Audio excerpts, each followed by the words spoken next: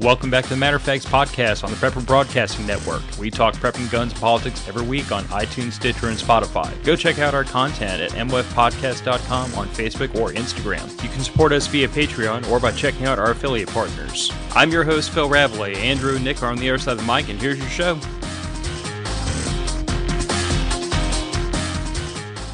So, welcome back to Matter of Facts podcast. I'm Phil, Nick's here, Trek is here in the guest seat, and Andrew was not implicated in the U.S. aid scandal, contrary to what our comment section is saying. He did call me super excited a couple of days ago and told me something about the Epstein client list, and I haven't heard from him since. He's gone. So, I don't know. I mean, I've called him a few times because I'm curious who this guy Epstein is, who he keeps ranting and raving about like a lunatic, but he hasn't called me back. So, Andrew, if you're out there, say hi to your boy. What's going on? Blink twice if you're under duress.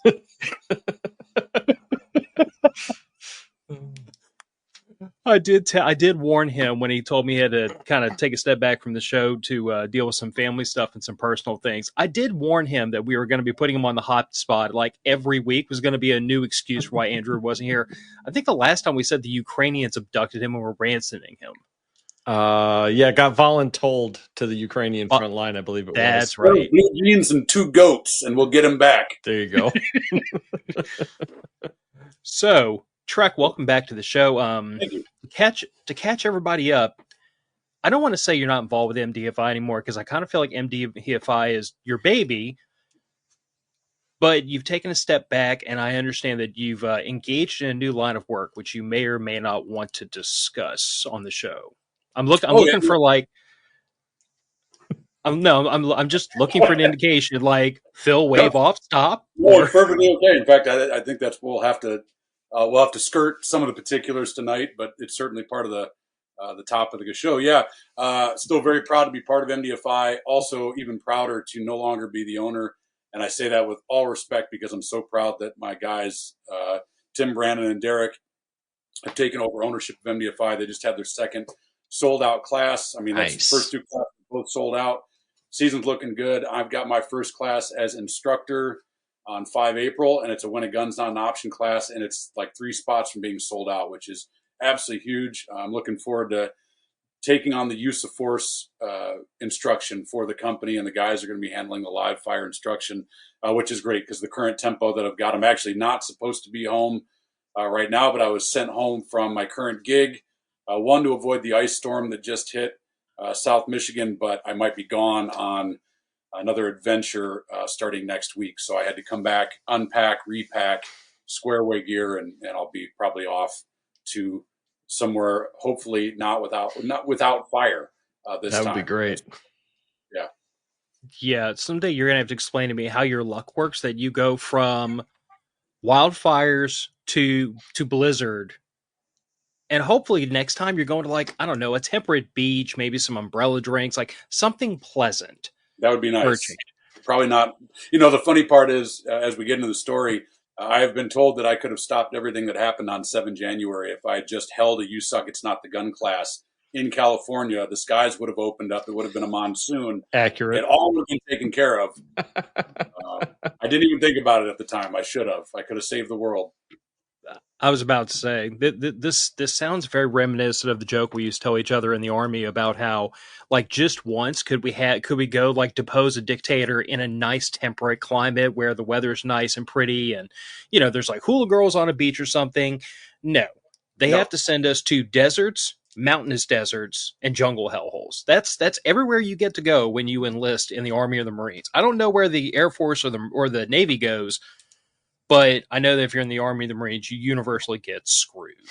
Well, wherever you go, the Air Force, there will be a golf course. I mean, that's a golf. But I have to disagree with you because I was on a joint Army Air Force base and there was no golf course. He just didn't tell you where it was, but I guarantee you there was one. Those mother. Pretty sure.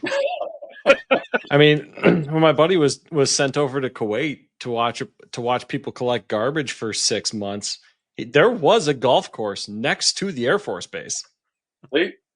That's how they just don't put the fence around it. They play once a week. Don't have a golf course. It's still their golf course. Mm-hmm. Honestly, with all the mortars they were shooting at us, they probably could just use the holes for friggin', for the golf course. And The whole place is a sand trap, though. Anyway, Yeah. so the title of the episode is The Roof, the Roof, the Roof is on Fire, because I am a child of the 80s and 90s, and y'all have to freaking deal with it occasionally. But Trek, you had some excitement a couple of weeks ago, right about the time Nick and I were actually in this studio talking about the wildfires in California. And at the time, I kind of tried to make some analogies to something that, like, we deal with here, which is floods. And the only parallel there, even though it doesn't seem like there'd be one, is, a flood is one of those few events that there is no bug-in option. Your shelter is screwed. You cannot stay in your home if you're about to get whacked with like 12 feet of flood water. You have to leave. Bug in is no longer an option. Bug out is the only option. You have to go. And that's kind of from the perspective I look at wildfires. It's staying here is not an option for obvious reasons. I hope they're obvious. So we have to pack up and go. But like, I've never been as close to a wildfire as I think you were recently. So I'm kind of curious from your perspective, like, unpack this topic for us, because if you want to ask me about hurricanes, I can sit here and talk your ear off for 6 hours. Wildfires are not in my bag. Yeah, as a Michigander, they're not in my bag, but they became my bag pretty quick and pretty impromptu. And it's kind of funny with the name of the show, the roof is on fire. They did need some water, but they didn't have it, and they let that mother effer burn. As it, it's starting to come out about the Palisades Reservoir and things like that. But yeah, I was out in Pacific Palisades, specifically where we're coming live from Pacific Palisades as everything's on fire. I was exactly in downtown Pacific Palisades for quite a few days leading up to January 7th. I was out there on an executive protection detail, and I went to. I had a partner out there. We worked depending on what was going on. Sometimes it was a quiet day. Got to do some escorts down in Hollywood. That is not a nice place to be. Beverly Hills. Okay, I saw it once. That's all I need to see.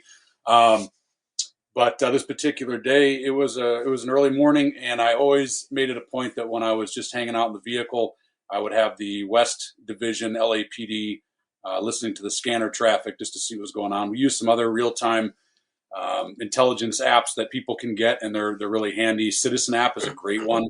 If you've never seen that, it kind of puts a 2.5 mile bubble radar around your GPS location, and when something happens at the moment, we'll get an alert. For example, there was an assault in Pacific Palisades one of the days where 3 kids, as in like young 20s, were riding by on e-bikes. They committed an assault. It was a very simple assault, but as the alert was going off on the app, I had the 3 assailants roll right by my vehicle. So it happened that fast. It's kind of neat. So, but this particular morning, we had an intelligence briefing. It's called Watching the News. It just sounds fancy to say intelligence briefing, but our operations center sent us the word 48 hours before that the Santa Ana winds were expected to hit, and just be ready for 80 plus mile an hour winds, which to me seemed very wild to say 80 mile an hour winds. I was stationed at Ellsworth Air Force Base in South Dakota, where every day 15 to 20 mile an hour winds is normal. I don't think I ever was out there for a day when there wasn't winds. And then when you get 50 mile an hour winds,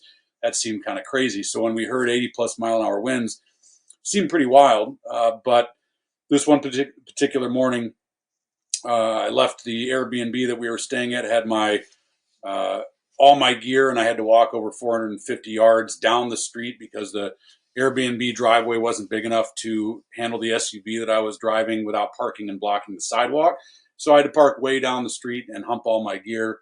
It was very windy, and I remember the trees were whipping quite a bit that day. Nothing other than a Michigan windy day. But when I got down to actual Pacific Palisades proper, the most interesting thing was the palm trees, which are very prevalent down in that area. They were shedding their dried branches, and they were crashing to the ground and almost hitting people that were walking by, to the point that they were starting to obscure the sidewalks. They were starting to clog up the roads, and the palm trees were really whipping around. And it was one of those, well, that sucks. Don't park underneath a palm tree was kind of all that was going through my head.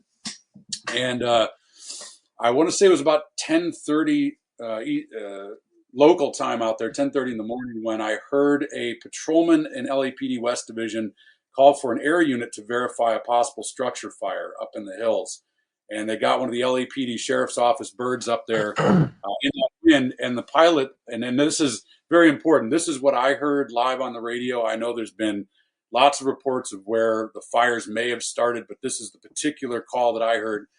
The LA Sheriff's Office helicopter verified that one of the homes up on top of if you look at a map of Pacific Palisades, you can see the windy roads that go up into the mountains. And then on the other side, I believe, is North Hollywood. And that's on the other side of the mountain range where the Hollywood sign is at and things like that. And he confirmed it was a house fire. So, okay, gee whiz, bits of information. I looked up toward that direction, and you could see a little wisp of smoke. It was nothing, white smoke, brush fire. It didn't look black smoke, did not look like a structure fire, but I saw a little bit of white smoke. The wind that day was blowing out to sea, which was good. The fire was northwest of us. The wind was blowing pretty much due east. Okay, it's a fire. It's not going to, no big concern whatsoever. My partner finally, we were working a staggered shift. He showed up, and I was like, hey, I'm going to get some breakfast. I've been here for a while, and I need to head back to the Airbnb just to take a quick break, grab some stuff. Drove towards the fire, yet very far away, 4 miles back to the Airbnb from Pacific Palisades downtown. And the fire, you could see the little wisp of smoke up there, no big deal. I got to the Airbnb. These houses, for the people that don't know, I want to say the Airbnb that we were staying at was valued at $6 million. It doesn't look like it. When I say that, it looked like it was a very small 2-bedroom, had one floor, had a little patio with an outdoor washer and dryer, kitchen, full bathroom, 2 bedrooms, and a living room. And it was, I believe, valued about $6 million, and it was packed. The landlord's house was above and immediately behind, and there were houses. Like you could reach out and kind of pat the side of the house that was next to you. And I got up there and had to use the restroom. And this is always funny. I joke. I had this delicious breakfast burrito from a place called Gracias Senores. This kid makes the best burritos in the world. Luckily, his truck had wheels, so he left. So I'm happy to report that he's probably still making burritos this day. Used the restroom and got out into the kitchen, took one bite out of the delicious breakfast burrito, and I got a call from my partner saying, hey, we've got a report of another fire that is within 2 miles of the client residence. I need you to go check it out. I begrudgingly wrapped my burrito back up after taking one delicious bite, shoved it in the fridge, grabbed my go bag that I have with me wherever I go, and I was out the door, locked things up. I drove the 4 miles back, normal traffic, nothing was crazy, back into Pacific Palisades, went to the address of the fire. It was the fire department. I don't know why somebody called in, if it was a miscommunication, but the address that I was given wasn't a fire. It was an actual fire station there in Pacific Palisades. So I called our operations center and say, hey, it's a false alarm. Don't worry about it. I'm heading back to the Airbnb because I wanted to continue my break. And when I turned to face the mountains again, half an hour had passed. The world had changed. The whole mountaintop was now black, white smoke. And it was not a little wisp coming off of one location. It was taking up a massive amount of space. And I immediately got on the phone with my partner and I said, we've got a situation going on. That fire is huge. I said, I'm getting up. There was a 3-story parking garage in CVS in downtown Pacific Palisades. And I said, I'm heading up there. So I parked, ran up. I didn't want to deal with the parking structure. So I ran up the 3 stories, got there, and I posted on social media some of the pictures that I took. And that was the mountaintop is now on fire. And this is very interesting. And there's lots of things I'm sure I'm missing, and we can talk about it. But when we talk situational awareness, I'll go more in depth about things that I noticed the days leading up to it, about the people that lived there versus what I was seeing the day of the fire. And the first thing that I'll point out is I was coming down from the roof of the CVS, and my partner saying, you need to get back here now. We need to basically get to the client's residence. We're going to be making a very important decision here. What I noticed coming off of the roof was the average Pacific Palisades resident that normally they were very aloof. Imagine people dressed like ice cream cones. Like no one wears blue jeans. They wear really expensive sweatpants or spandex everything. They've got a coffee cup in one hand, headphones on, or they are looking at a electronic device. I mean, that is exactly what it is. The condition white, 100% when you see people in that area. What I noticed, though, was the soccer moms that normally had their phones down in a coffee cup. They had their phones up to their head. They were looking around, and I noticed that the lackadaisical pace of just kind of meandering to and from was kind of that speed walk, like, I'm not nervous, you're nervous, but I'm going to act like I'm not nervous, and I'm going to walk really fast to get back to my car. And I started looking around, and I saw lots of people glancing up at the sky, talking into their phones, and they were kind of like, they were doing the fast walk. I'm not going to run, but there's a purpose now to my movement. Up to that point, drove to the client's residence. I was immediately, we went from it's a bright sunshiny day to evacuation, and we were gone. I was on the Pacific Coast Highway and about 45 seconds after arriving at the client's residence, I boogied south to Santa Monica, and then we did some further things to evacuate even further. Right. But that's how fast it happened. 2 hours later from that point, we have 2 to 3 hours later, we have footage from security cameras at the client's residence that the fire was overtaking the neighborhood. Wow. It came into that area so fast, and I don't need to describe it. It was all over the news. I had just enough time to message my wife saying, evacuating from fire. I'm safe. And then I got the chance to tell her with one word, safe, later on once we had taken care of things. But for the next 72 hours, it was pretty crazy. I lost about 75% of my clothes, some equipment. Our Airbnb burned to the ground. I have 3 air tags that they have their last moment of breath still saved on my phone when they pinged. But yeah, that was the Pacific Palisades, and it was a very interesting. There was a lot of lessons learned. That was what happened the day of, but there were a lot of things that I was very happy with. What I did personally, what we did as an security detail, executive protection sounds fancy. What we did as a security detail, there were great lessons learned. Being a Michigander. Not being from California, a lot of the stuff about how stupid California is true. We can go into that. Not the people. I mean, I met some very nice people, but like the laws, the policies, the things like that make us and I'm in Michigan, which is not the freest state, but it's sure as hell is freer than California, and things at least make a little bit more sense. But a lot of very, very interesting lessons from that day. I'm very happy to report that we did our job. In fact, I have this. I'm going to cover up the company I work for logo, but this is right here on my desk. Residence key, which is no longer there. Our client's residence, sadly, is no longer there. And then 7 January 2025, we did our job at Pacific Palisades. Yeah, I'm very happy to report. No, I mean, there were casualties, horrible, that there was a loss of life as far as our thing went. No injuries, no casualties. Just property can be replaced. It is what it is. And I got back to Michigan about a week later. So yeah, that was my January 7th. Anyway. So just so I can kind of like frame this up, because from the time you saw the first wisp of smoke, which when you started into this conversation about 15 minutes ago, you indicated that like initially you weren't super concerned about the wildfire. Like you were aware of it, you were maintaining situational awareness, but it wasn't an immediate threat. From that moment to, oh crap, get your butt over here, we're about to, flip this thing upside down and tuck and roll. What's that time span? Was that 3-4 hours or? No, from the initial call, I remember calling in to our operations center. Hey, there is a LAPD bird.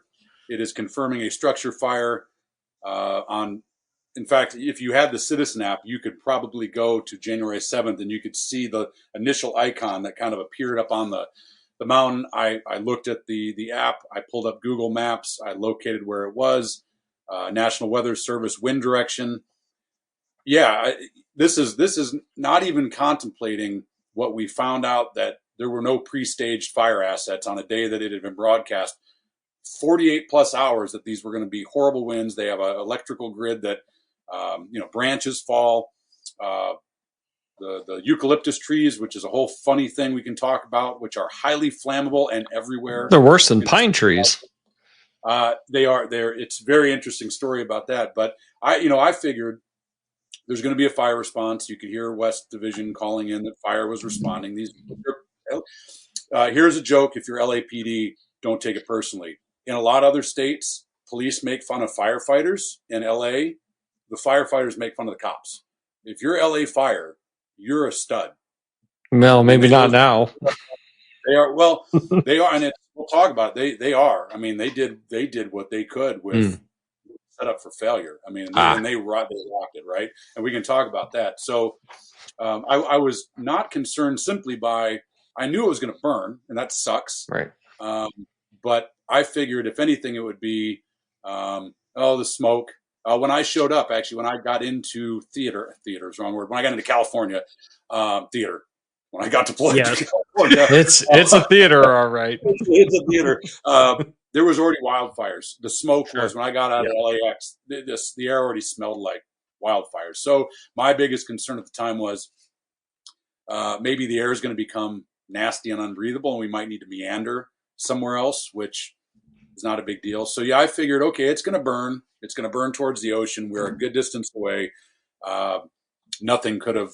My brain didn't fathom the fact that it could move against what I thought was the wind direction, because it was pretty much going due east and we were considerably south. But I just didn't think that it would happen that fast. But it was, I want to say, it was about an hour and a half from the initial call of fire to the I'm on top of the CVS roof, and then a couple hours later, Pacific Palisades is a fireball. So it happened very, very fast, very fast. So really, we're talking a timeline of like 90 to 280 minutes. Yeah, I believe they said, and this is, I'm not an expert, but I believe they were saying that at the first night of the fires in Pacific Palisades, it was covering 200 yards a second. Wow. That is engulfing. It was engulfing 200 yards a second. And I believe it when you, the interesting thing that, and this, I've been working on the evacuation plan for days before this, not for a wildfire, just for anything, primary, secondary, and tertiary evacuations of the clients. And it paid off in dividends. The research that I'd done was not tailored for what happened, but because I had done the groundwork beforehand, it made the day of a lot. And that's kind of that prior, the prior work always pays off in dividends. But it was amazing how these places that are so expensive, and if you look up the property value of Pacific Palisades, I believe, I want to be very careful. Imagine a rental home that's over $50,000 a month. That's the kind of homes that if you rent a home in this area, that's what they're going for. They're very expensive, very nice homes.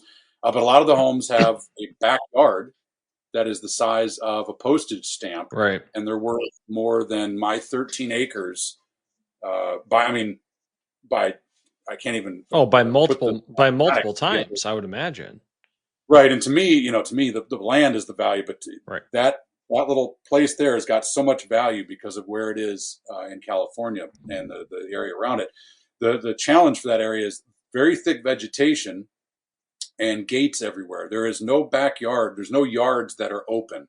They're all walled in with gates and fences. And then a lot of times, because you're so close to the neighbors, they've used vegetation, incredible bamboo or hedgerows to make it so you can't hand the beer from your kitchen window to your neighbor's kitchen window and their house is worth $90 million. So you have this false, we're private. No, you're not private. You're right on top of people. But Sure. that vegetation caused it, it helped to fuel the fire as it burned. I guess getting into politics, there was a lot of dried and dead brush that had not been cleared in many years that also went to it. So yeah, there was a lot of reports of deferred maintenance on power lines, a lot of reports of deferred maintenance on brushy areas, tree areas. But honestly, I don't think that much mattered in this case. Sure, yes, it contributed to it, but with how close you're stating these houses are stacked together, like you could reach out and hand your neighbor a beer window to window. Great. All right. I don't know how long your wingspan is, Trek. You're about my height, like 6', 6'2", something like that. mm-hmm. I'm guessing you could probably, with your neighbor, maybe reach across if you lean out the window about 4 or 5 feet safely. Yeah, Yeah, and a lot of people when they hear Pacific Palisades, they think the ritzy up in the mountains houses. All the rich people. Well, Pacific Palisades is Gucci. Downtown Pacific, and around there is the very expensive homes, like very ostentatious homes. And then as you head down Sunset Boulevard, right down from Pacific Palisades is this is Beverly Hills. Right. And then past that is Hollywood, West Hollywood. Those homes, they're very close. Sure. And maybe I'm kind of joshing a little bit. Like there might be enough room between your house to walk and then a fence. Right. And then the neighbor can walk a walkway and then their side of their house.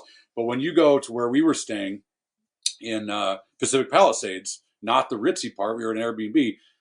No joke, those places are packed in like sardines because the land value is so expensive. Sure. They use every little bit that they have. So yeah, that I am not being facetious when I say that you are handing a beverage out of your window to another home. So, at that point, then I guess it doesn't really matter what you have or what you do on your property as far as brush clearance or fire break maintenance.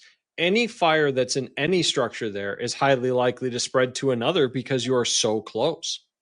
Yeah, it was definitely a factor of, wood construction houses right up on top of each other. There was a story, and it was in Pacific Palisades. I know that there were houses in the client's neighborhood that they're still standing. And when you look at them versus what the other homes look like, you're like, oh, I know why it's still standing because it's not made out of wood. Cement brick houses and stuff like that. It was made out of very fire retardant material. There was a story that I did hear after we took the initial evacuation and got to meet other evacuees from the area. And they were saying that there was a gentleman in one of those neighborhoods that fought the city for years to build his house out of fire retardant things, but they fought because it doesn't keep with the aesthetic of the neighborhood. Sure. His house is the only one standing in that entire neighborhood. That it doesn't fight even has look paid like off.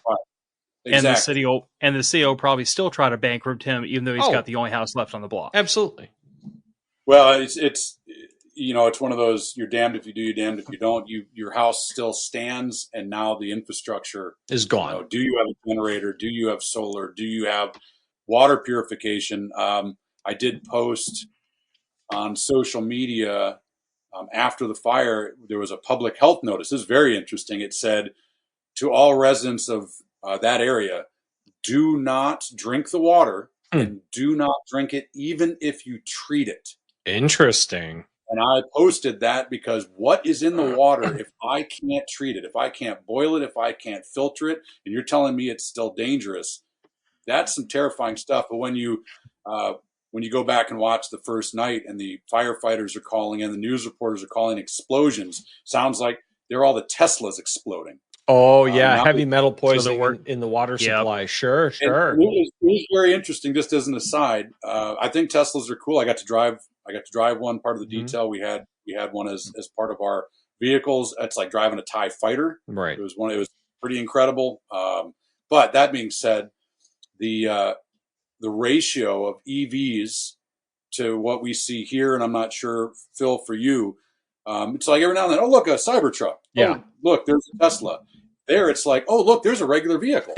It was easily in Pacific Palisades 3 to 4 out of every 10 vehicles was a Tesla. Easily. They're And going to be that dealing was, with heavy metal contaminants in that groundwater supply and just in the ground itself then for decades. yeah, It I doesn't think go anywhere. No, it no, and doesn't. they've got a lot of problems with the vehicles that are burnt up, and I believe they've been specially marking the electric vehicles like Continuing to EV catch fire. because yeah, I mean inside that charred hulk is lithium and what, who knows. So I love the idea. Elon Musk to me is a genius. Love what he's doing. I like the idea of electric vehicle. I have problems with the preparedness side and what happens if the grid goes down. But that's a big issue to me is uh, your vehicle is a bomb in a fire. And of course, I'm not talking like a high yield explosion, but they No. definitely were. They were popping off, and now you have firefighters that can't get near things because their doctrine says you got to let this sucker burn. You cannot get near it. So yeah, that was a very interesting. Just side note from, um, it's a very very sunny place. They're really big into green energy. That's a Sure. topic for another day. But the vehicles, especially if you saw the video of the Highway of Death, and I only call it that based on the old Iraq Gulf War One, Right. where they abandoned all the vehicles. That was Sunset Boulevard. Those pictures was Sunset Boulevard heading from Pacific Palisades into Beverly Hills and the windy road. Those people that waited longer past us, they ended up having to run from their vehicles because the fire was moving in, and a lot of those were electric vehicles. So now you have, one vehicle goes and it's just going to keep setting off a chain reaction of vehicles. Most people think gas cars explode. They'll just catch fire. Yeah, The fuel, they just burn like a candle for the most they part. just burn like a Yeah. candle, and that's it. Yeah. No, I mean, I saw pictures and video coming out of Pacific Palisades of like when the fire was close enough that like you could see it on the horizon, but people weren't like really freaking out yet. But there were just lines and lines of people lined up for charging stations because their only vehicles were electric and they were trying to evacuate. And before they could evacuate, they had to find a charging station. And it was like lines all the way through a parking lot, out onto the main road, and down the road. People just stacked up waiting. And Yeah, like, you could make the argument that the same thing happens down here around hurricanes because like everybody knows before a hurricane comes on land, gas stations turn into parking lots around here, but there's still a much less lopsided ratio of gas stations to vehicles than there are charging stations to EVs. Well, and the You know what I'm time saying? difference to refuel an EV versus refuel a gas car, assuming yeah, there's enough fuel or electricity to top off your car, you're talking a difference of 45 minutes to several hours versus 5 minutes per vehicle. The other thing yeah. that There makes me was wonder about is I know after a couple of hurricanes where we've had large power outages, there's been an effort to bring in like think like large like 12 15K generators and hook these things up to the local gas stations so that they could purge the tanks and pump the fuel out that was still in them.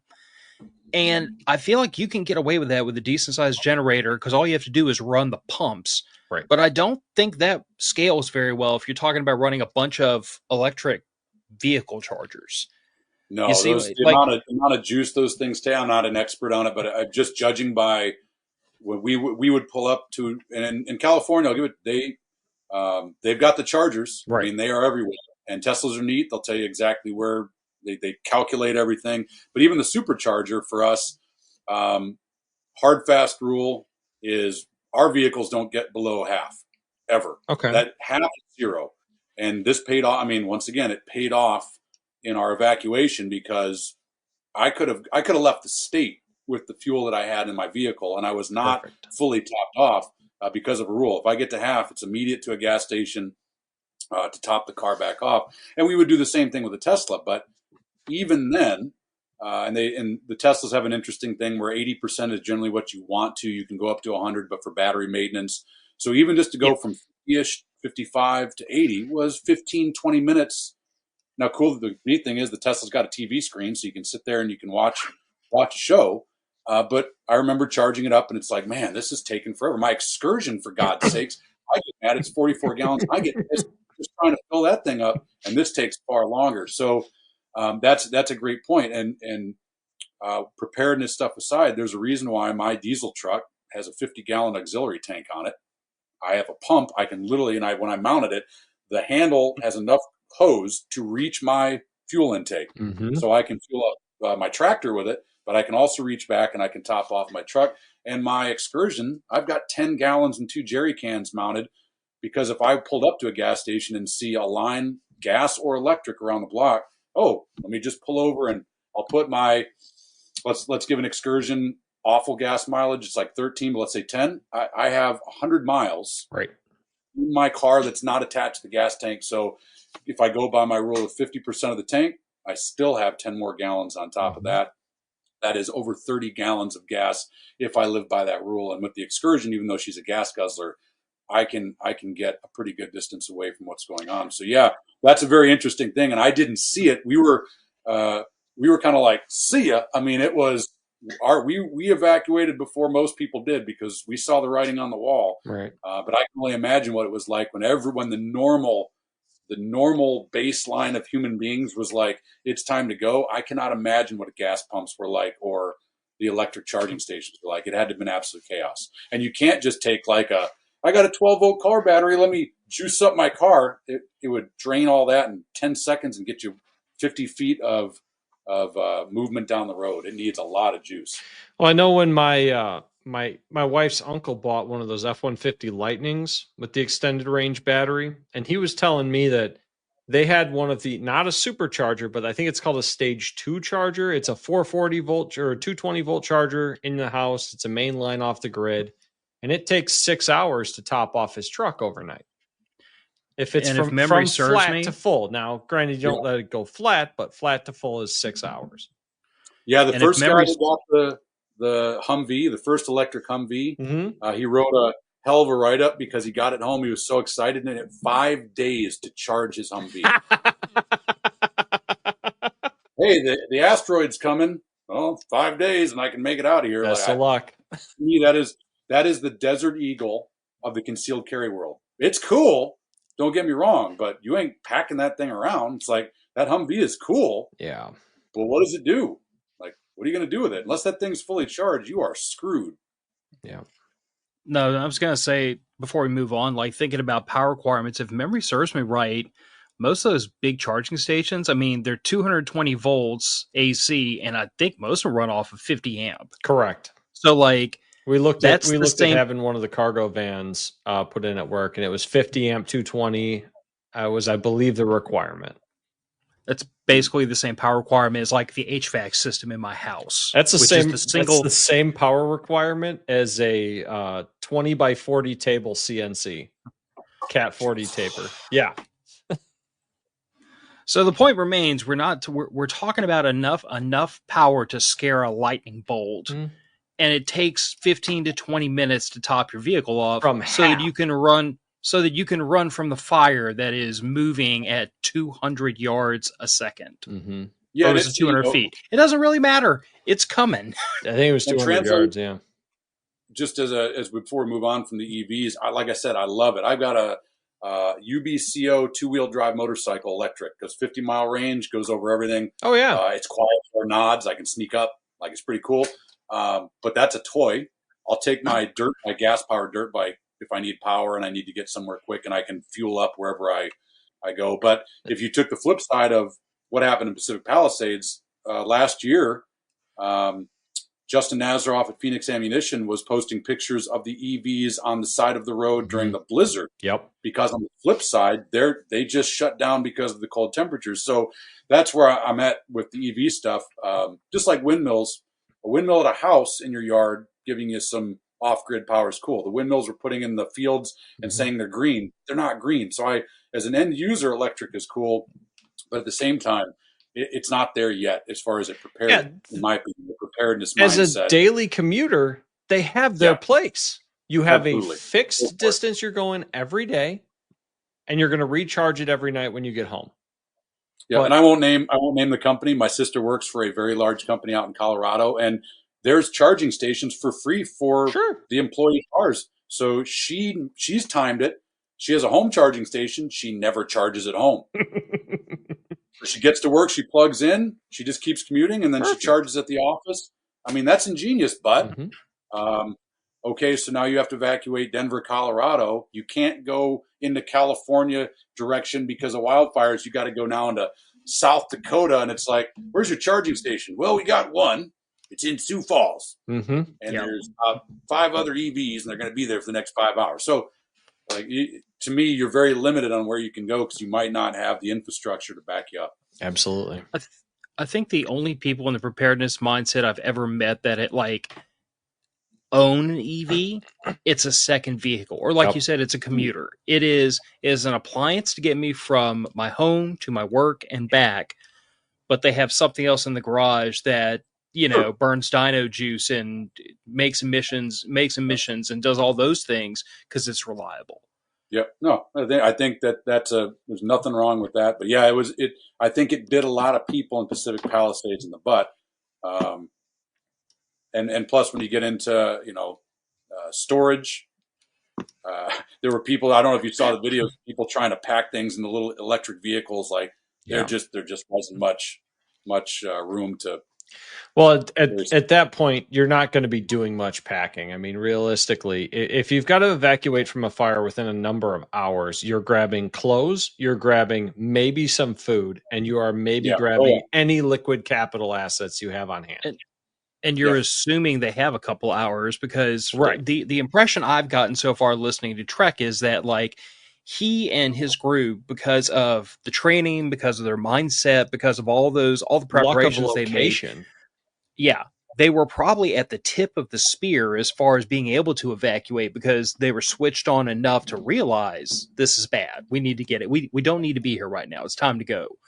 And I imagine you were out probably an hour to an hour and a half before the rest of the meerkats on the prairie all stood up and looked around like, what's going? Why is it so hot? Why? What's with all the smoke? Like at that point, Nick, you could literally have 15. You could literally see fire at the end of your street and have 5 minutes or less to get out. Oh, absolutely. I'm saying in Trek's position, in what was actually a fairly fortunate position in all things considered, they had multiple hours to make the assessment and leave. And even at that point, I'm not packing random possessions. I'm getting the hell away. Yeah. You know, and there were a lot of people. There were a lot of people that, and it's not, you can only beat up on the California government so much. Clearly, I don't think we have quite enough yet. Yeah, I know. And I saw an independent journalist that was doing the report about the Pacific Palisades Reservoir. And I Googled it. I ran by, I was doing my runs after duty up. I know I say run when you run up that hill, it's kind of like a jog. Yeah. And then on the way down, it's like a steep hill. Fall. But I was running by this reservoir unbeknownst to me, and it was over 10 million gallons. It was bone dry because the cover needed to be repaired, because if birds poop in the water, we can't hold on to the water, even though fire season's coming up. And so, a lot of people, though, because of government, I would say there was no siren to the best of my knowledge. Like interesting, so there was people that got calls from their neighbors and like, hey, you need to go. And they're like, we're having dinner. What are you talking about? They're like, look outside your house. And Larry's house is on fire. And they're like, what the hell? And then you saw those people that were literally driving through flames on both sides because they got caught that far behind the power curve. So, yeah, I mean, and it's not saying they did something wrong, because if you live, a lot of people, and that's kind of where the gist I got was, a lot of people there are, well, the government's going to take care of us. They're going to sound an alarm. They're going to let us know it's time to leave. And a lot of people just got ambushed by the fire because nobody. I did finally see in Santa Monica. I made 2 attempts to get back to the Airbnb. We can talk about that. That was very interesting through the lockdown areas. But it was not until I got to Santa Monica 2 days after the initial fire, where they were going on the loudspeakers like you see in movies, attention citizens, an evacuation ordered from this area. 2 days later. This was Santa Monica, so this was considerably south of Pacific Palisades, and they were afraid that it was going to breach. And to the best of my knowledge, it did not. Well, that's understandable. If they were still concerned it was going to breach, that they were sounding the alarm then, I get that. Yeah.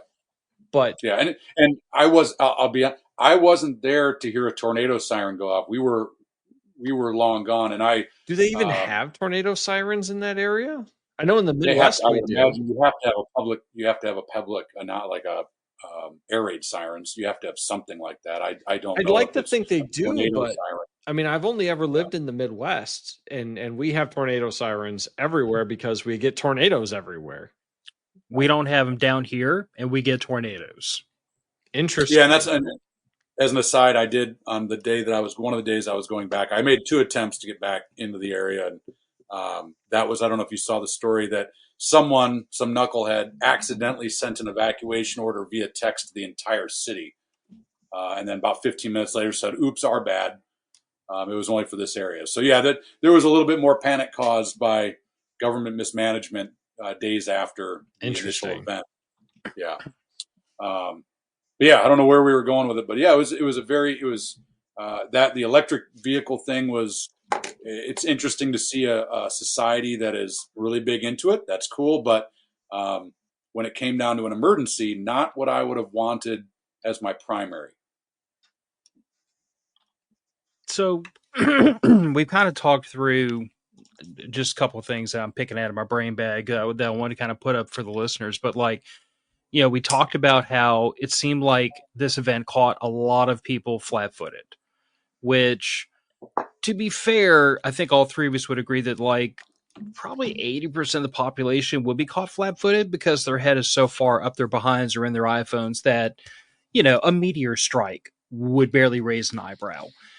But you mentioned the Citizen app. Like, what other, if we have to talk about constructive criticism takeaways, what would you say is the constructive criticism for a person who lives in a place where a wildfire is possibly going to brew? Like things that you should be thinking about today, so that if the moment comes, you're a little bit more prepared for it than your neighbor calling you and say, "Hey, dude, look out your front window." No, great question. And I see Raggle Fraggle say, begs the question, if you have 10 minutes to leave, what are you grabbing? And that'll come down to lessons learned for me personally. Um, the the biggest thing, and like I mentioned, I spent days before working on the evacuation plan, and it was not tailored for wildfire. It was tailored for getting our clients out of the residence, out of the area, north, south, east. Not west because that's the ocean, but north, south, and east. Frankly, though, there was I did do a maritime option. It was Sure. it was on a tertiary level, but the planning that I did there, and this is that you don't have to be doing the work that I'm doing, knowing your area, and that was tough for me because I felt like a stranger in a strange land out there. I was wearing blue jeans, which pretty much they were like, "You don't belong here because you're wearing." I was wearing nice blue jeans, but I didn't have rhinestones and shit.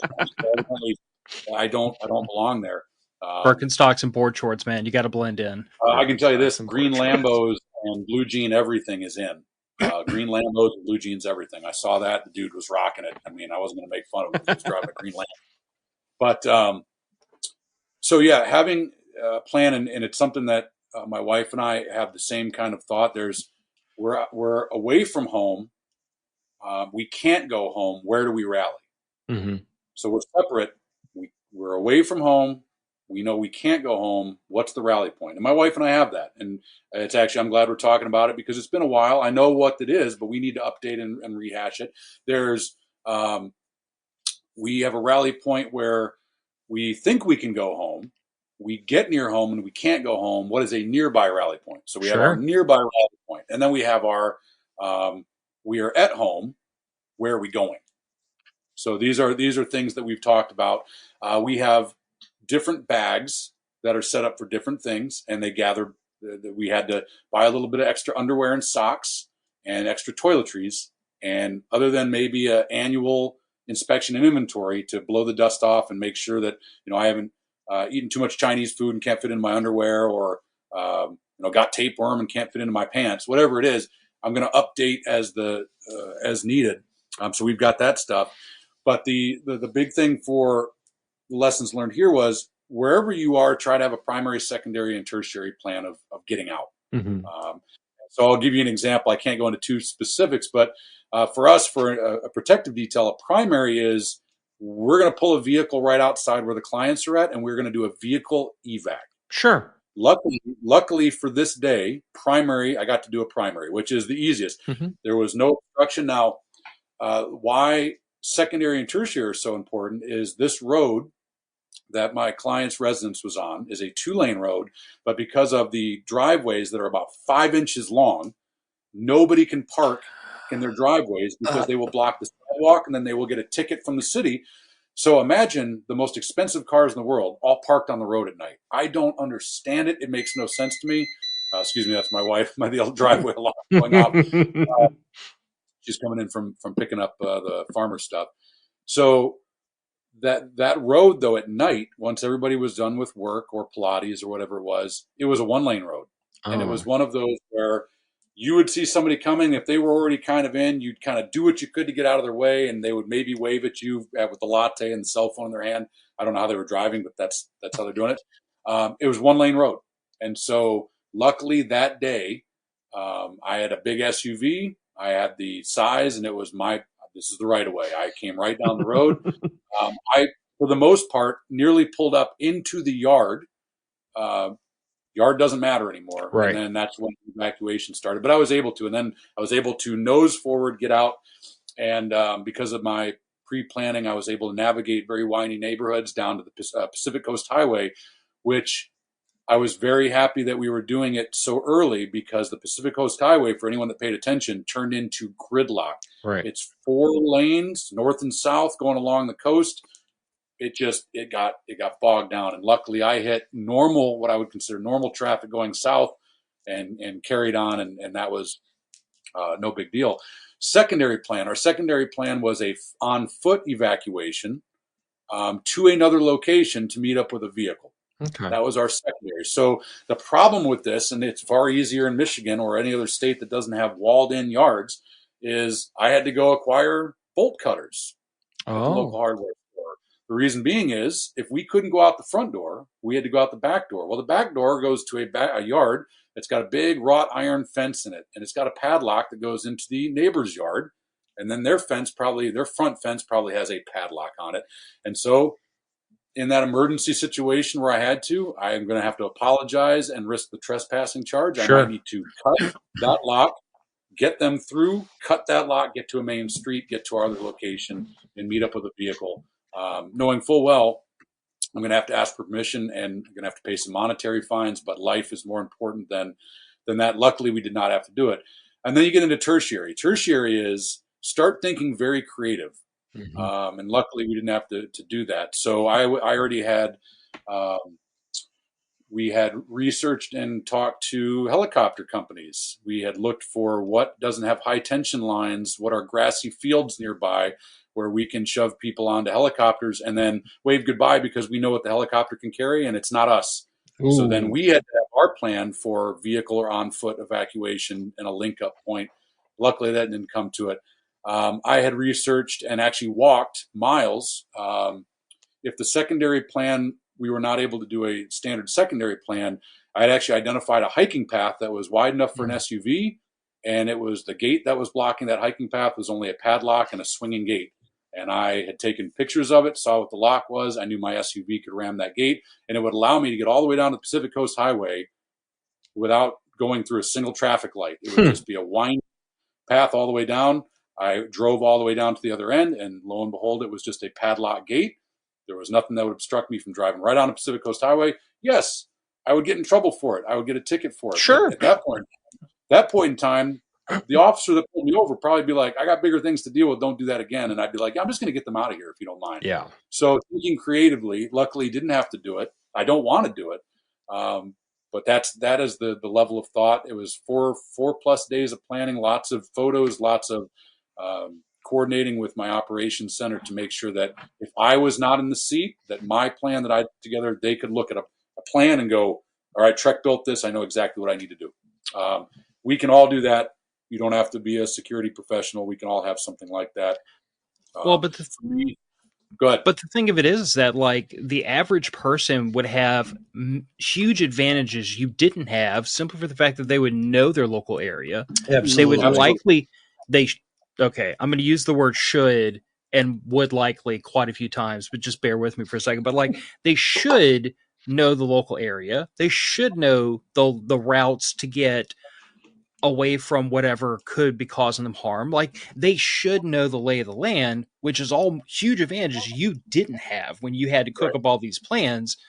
I This is I kind had of to where do I start. a lot of grunt work, and it was good though because, like I said, the day of the evacuation, the windy neighborhood down the Pacific Coast Highway, there's lots of roads and turns. I had done that.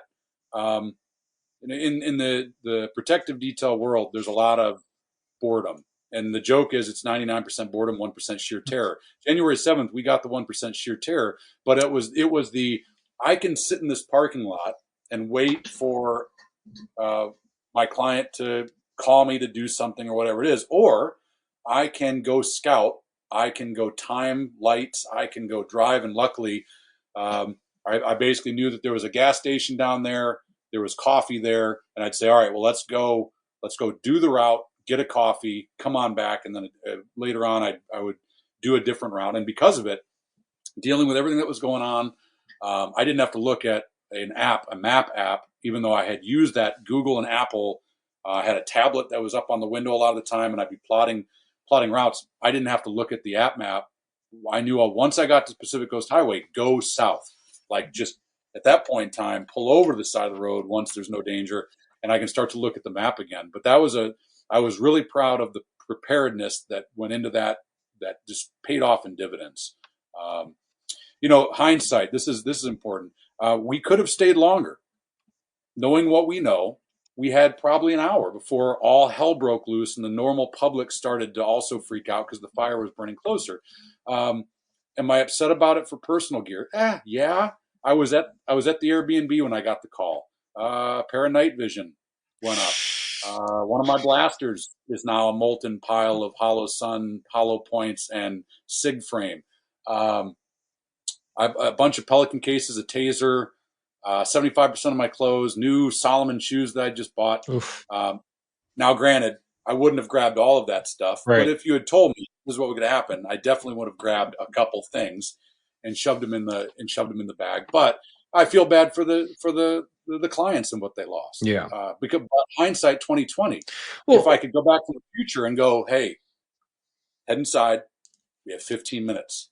15 minutes, grab, as you mentioned, anything that you can carry of value, grab clothing, sentimental items. yeah. We've got time, 15 minutes, but we didn't know. And so on that flip side of the stuff that I did lose, there was stuff that I had with me that always went with me. Right. Period. Dot. The end. And that's the go bag. Right. I did post a picture of it on social media of what I had.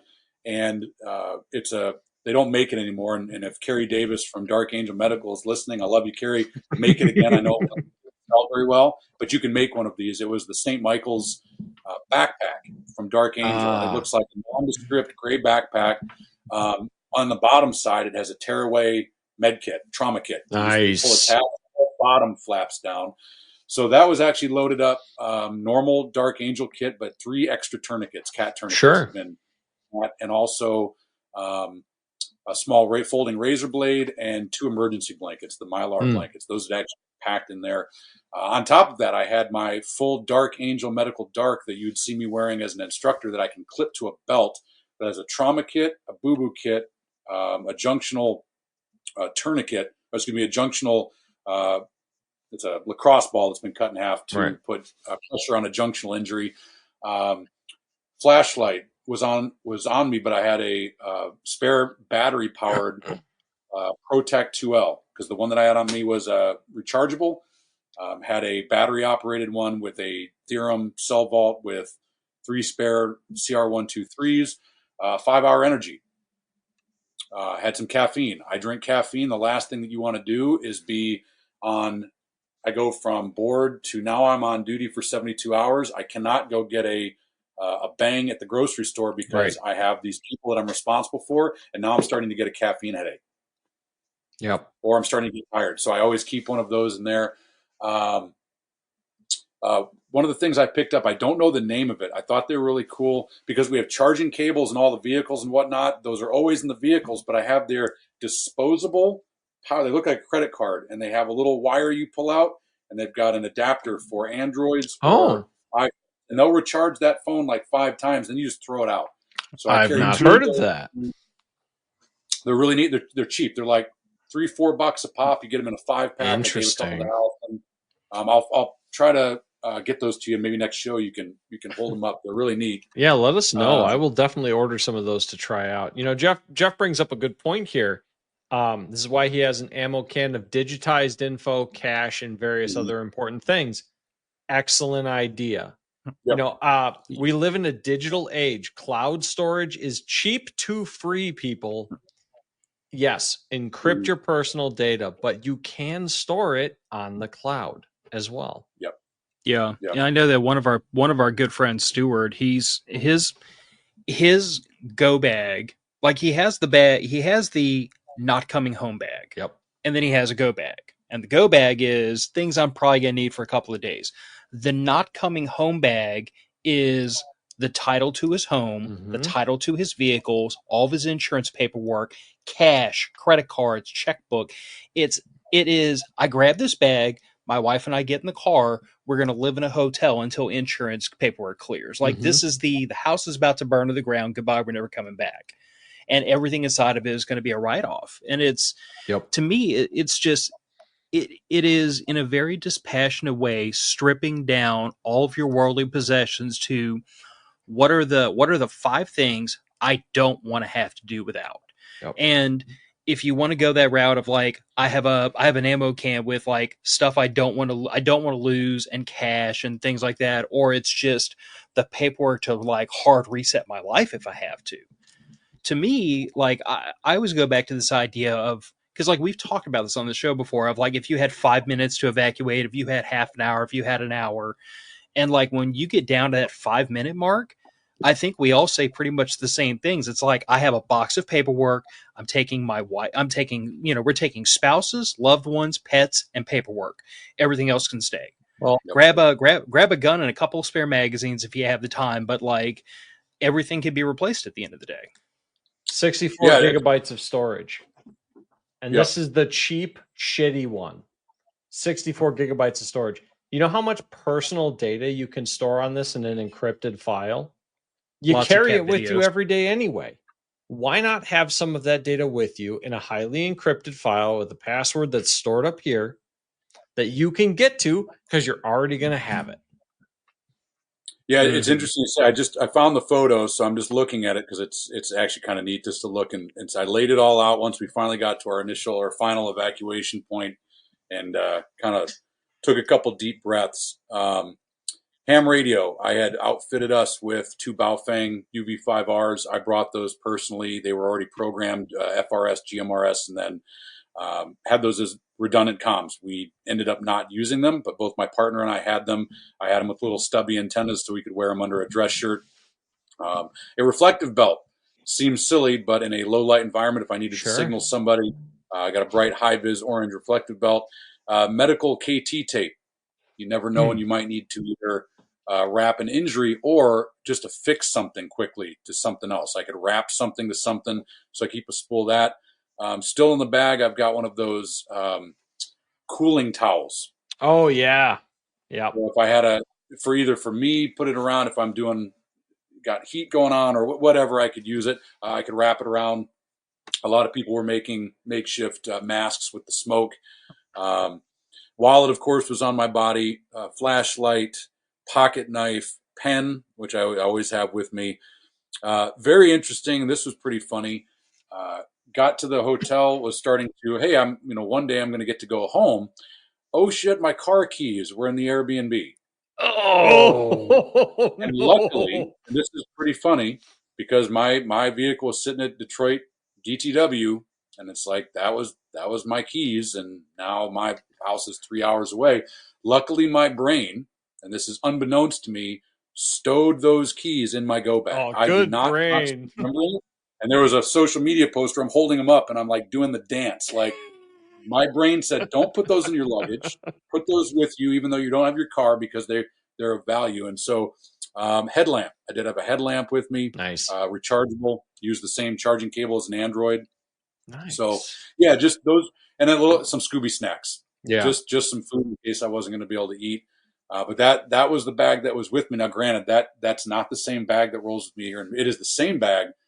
Different Believe contents. me, I had to take a lot of things out from my Michigan bag Sure. to fly to California. Yeah. And there were a couple other things. California legal. There's a couple other things in the bag in California that are just not appearing in this podcast. But those, yeah, I mean, that was what was with me the entire time. And I had everything I needed. It's not everything I wanted. Right. But I wasn't hurting. And I could continue to do my job, which was very important. You know, that's one thing I think a lot of people don't keep with them on the go anymore is the Scooby snacks, like you call it. I keep a couple of Cliff Bar granola bars in my truck because each one of those is 250 or so calories. 2 of those is a quarter of what you need for a day to keep a grown man on his feet. I mean, nothing makes anybody, hell, nobody functions well when they're hungry. Their brain doesn't work right. They're irritable. Mainstay rations are a fantastic one. Since you brought it up, and we'll talk about this once we wrap, but I'm packing my bag to go back into the office on Monday. And on top of a blog, getting a few other things, I just chucked one of these in there because it's not like I think I'm going to starve while I'm at work. But let's just say I've been in some weird situations where I was stuck out. I expected to leave work at like 3:00, and I was out there till almost 9:00 at night because we had a bomb. There. We had a bomb threat. They had to lock the building down. Couldn't let anybody near it to get their vehicles. I've had a very interesting career. You have. That. But I mean, the worst thing I get is a tool gets crashed, and it's, oh my God, this has to be fixed before 5 a.m. tomorrow. No, but that's why I have Mainstay rations in my bag right next to the laptop, because when I get hungry, I get grumpy. Mm-hmm. Well, I'm glad you just said that. One thing I did add to my bag that's currently in my bag, and if I go to a place like California again, is a life straw. That's a good idea. I normally have a water bottle with me, and I keep it topped off. In California, don't go asking for a plastic bottle of water. They like straws and everything. Like they don't lose their mind. They don't have them.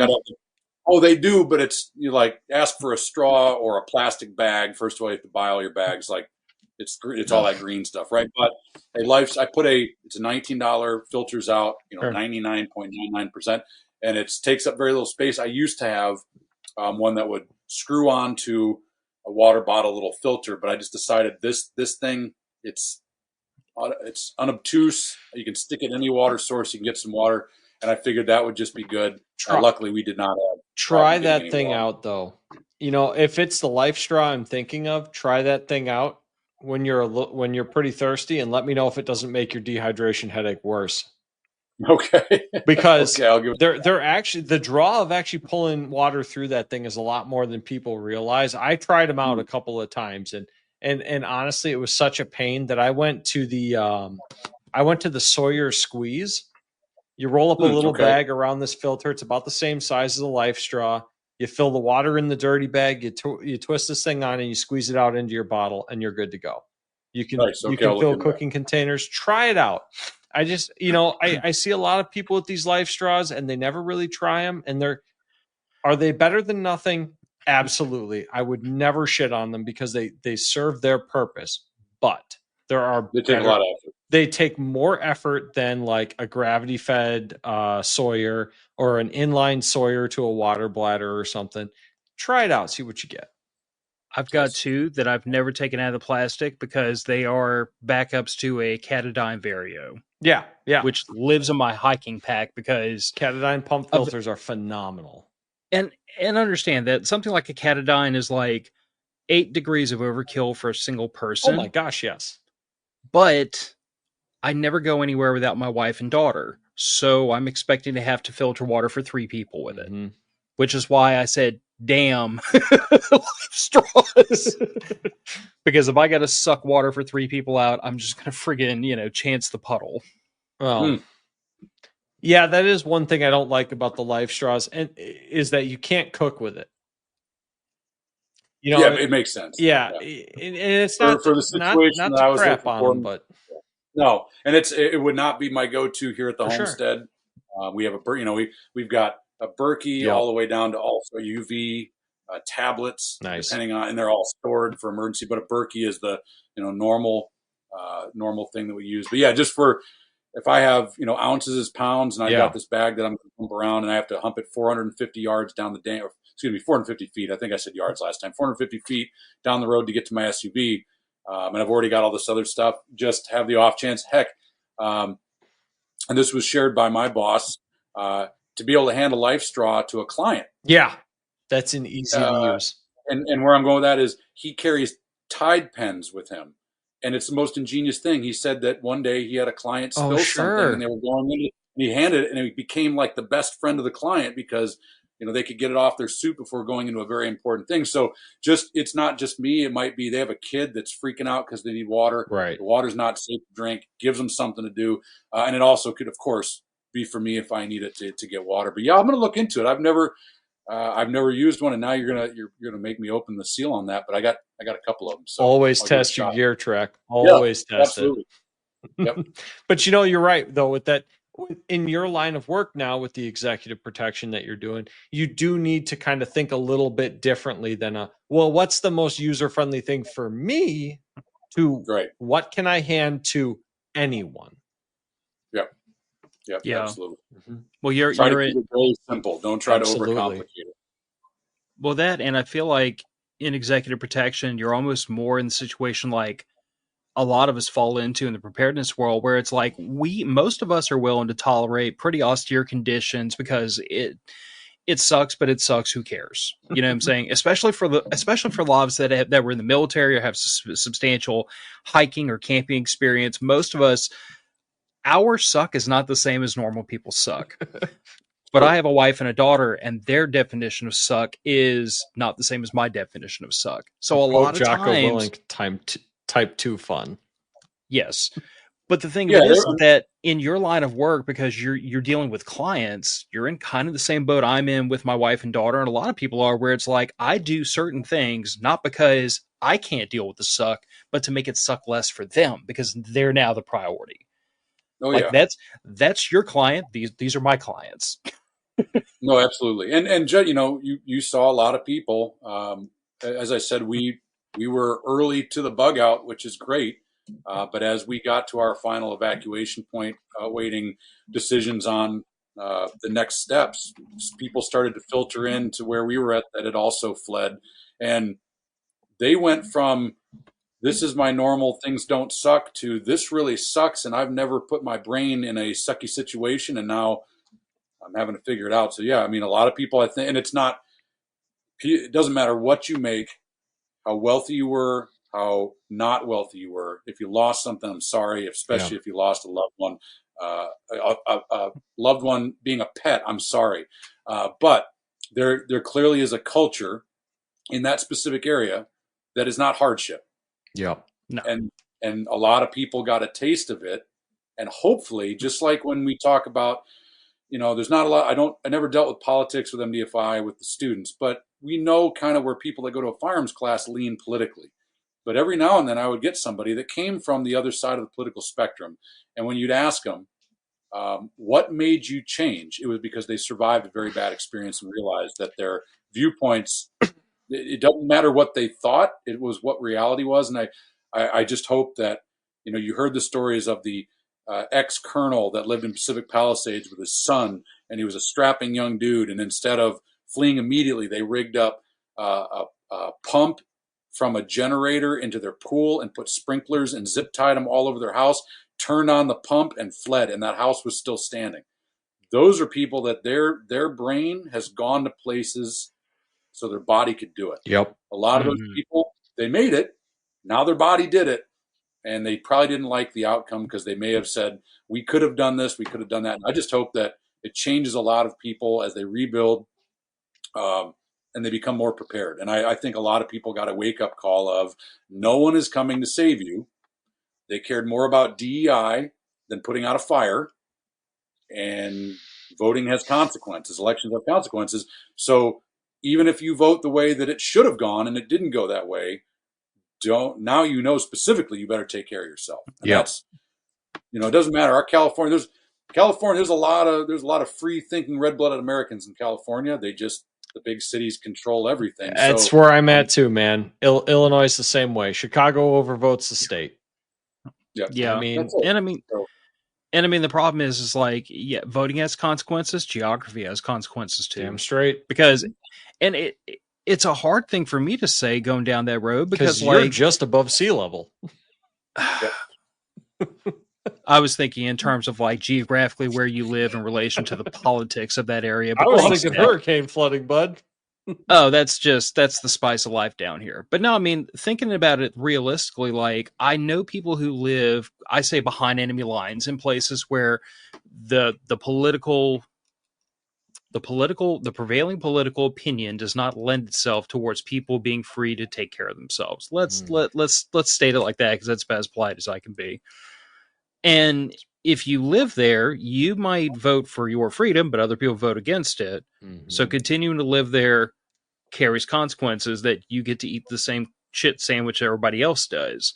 But I totally understand, because I know people. I used to know a couple of people that lived in California, and despite how much they detested the gun laws out there, they stayed because their family was there, their whole life was there, their history was there, and they were still fighting to change things.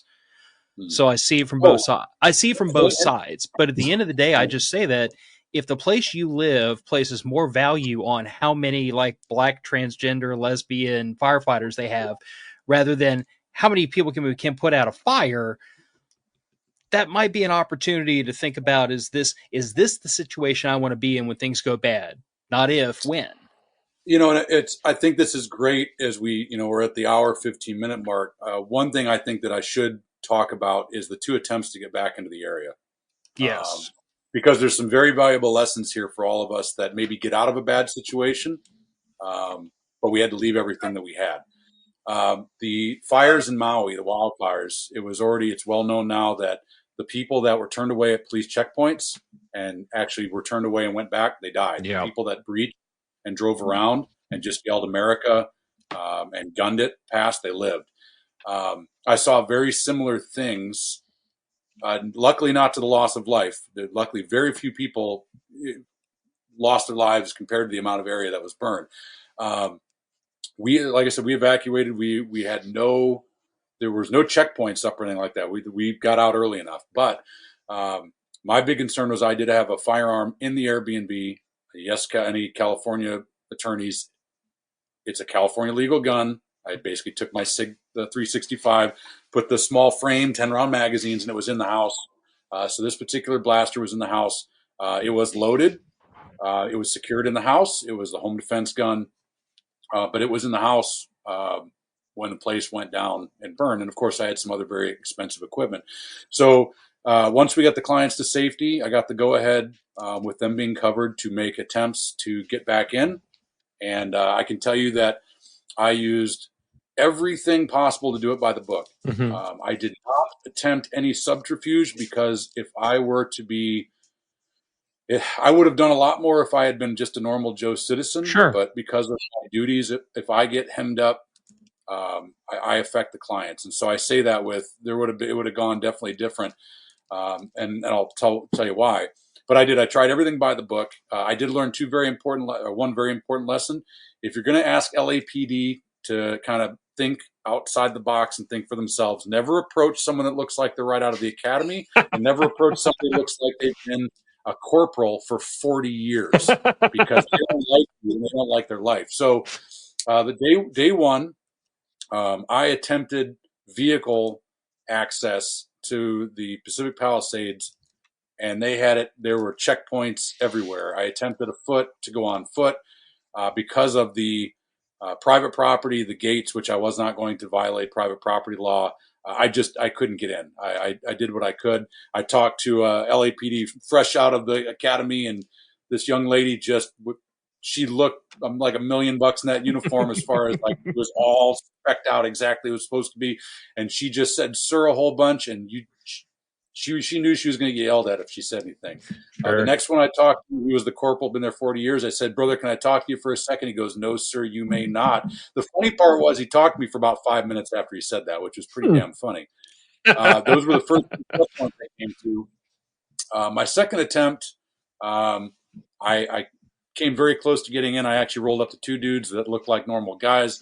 I pulled up to them and I said, listen, man, I'm going to throw some stuff at you. I probably know your answer, but just hear me out and then I'll take your answer. And he goes, you're probably not going to like my answer. I said, well, I threw everything. Hey, I'm a vet. I am a private investigator. Here are my credentials. I have a flight out tomorrow. Here is my boarding pass.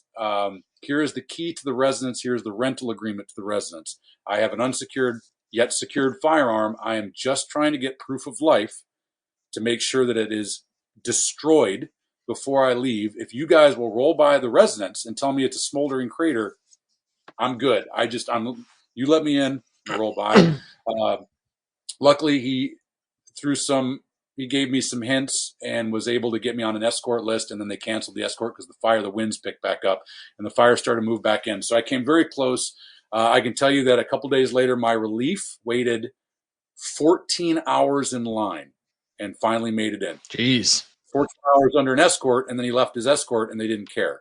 So the footage, if you've seen on my social media of our smoldering crater of an Airbnb, that was taken by my relief agent that did that. And thank God, I mean, he had the patience of Job because I just could not have waited that long. No. But the interesting thing was, and where I'm going with this is, I made the choice, if I had my nods and it was dark and I am on the hook for either valuables or a loved one's medicine or a firearm that I'm going to be held accountable to. And I will tell you, the LAPD dude that I talked to said, hey, brother, if the house is standing, we'll take it into custody. We'll mail it back to an FFL in Michigan. Believe me. He's like, all right, we ain't going to hem you up over it. We get it. The whole place is burned down. So that was really cool. That did put me at ease. The place burned down. It's gone. Yeah. So that's good. That's good to know. But the interesting thing was, if you watch the news, guess who was in the secure area? Criminals. Of course they were. Looting the place.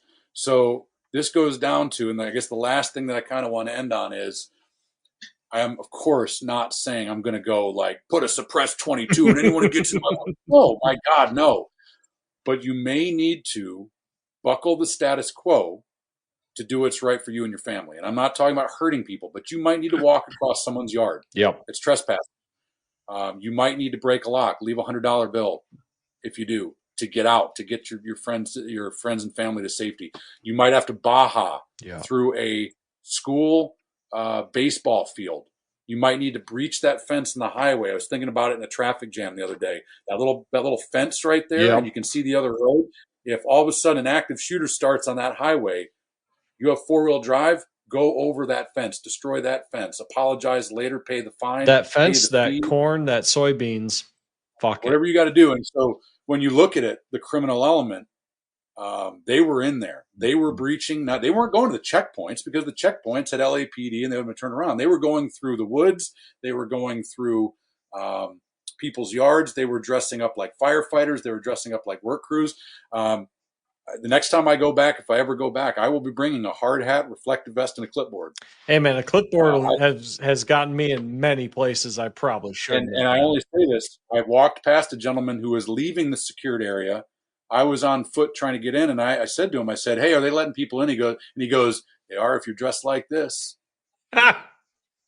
He was not a firefighter. Guaranteed. He was not a construction worker. He was wearing a flag. He was a homeowner. I watched lots of homeowners in Santa Monica where they had blocked the roads off. The nearest part to Santa Monica that would get to Pacific Palisades, which was still a hell of a hump. I watched lots of very fit dudes with some very out-of-shape cops. Cops were like, nope, you can't go further. And they were like, jacket came off. And, I mean, they just ran by and like, stop. And they're just like, middle finger in the air.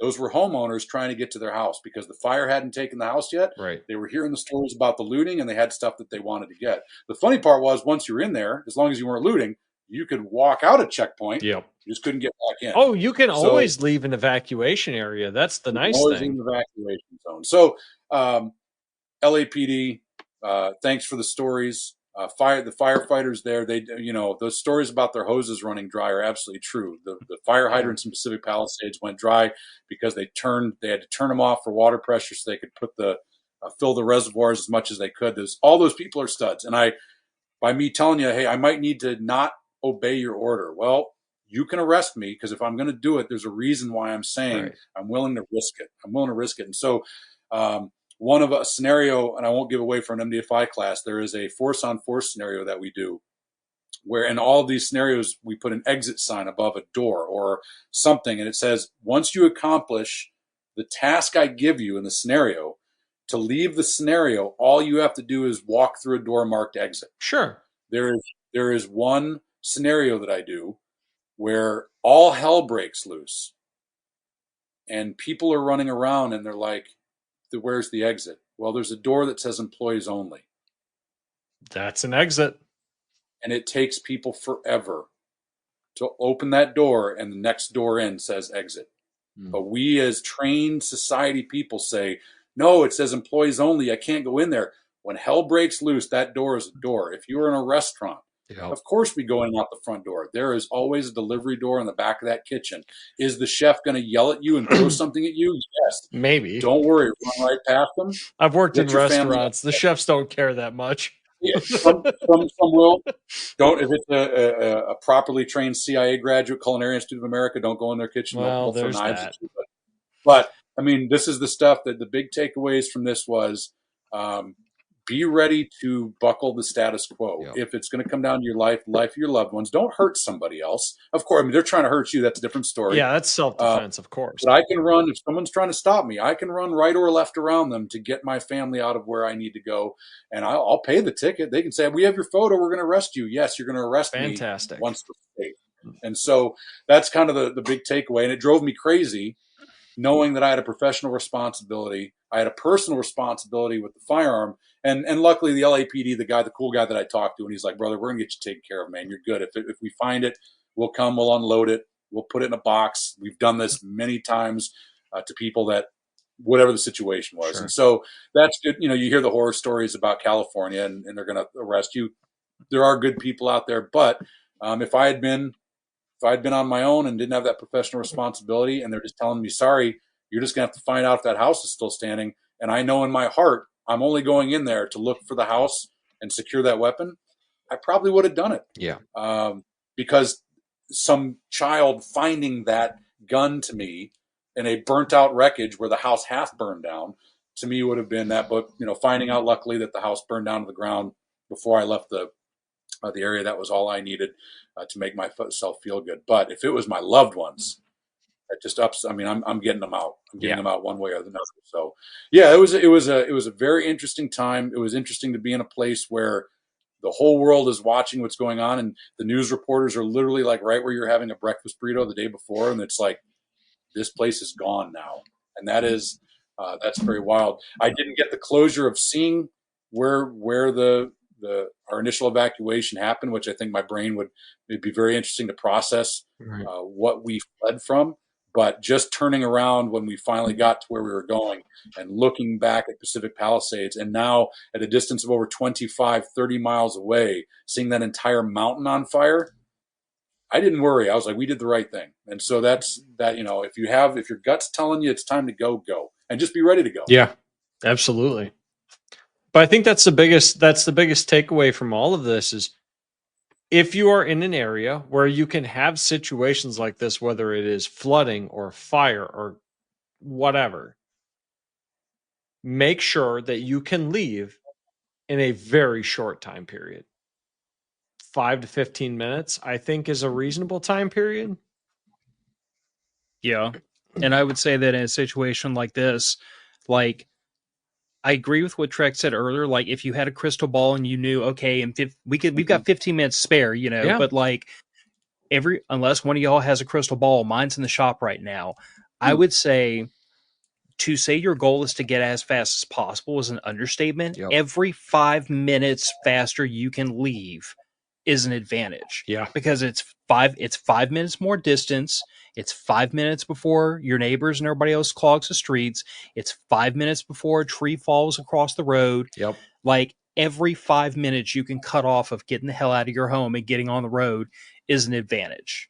So again, if you have a crystal ball, if you like to roll the dice, I would say, yeah, like in 15 minutes, grab your stuff, grab your teddy bear, grab your whoopee, grab the cash and the jewelry.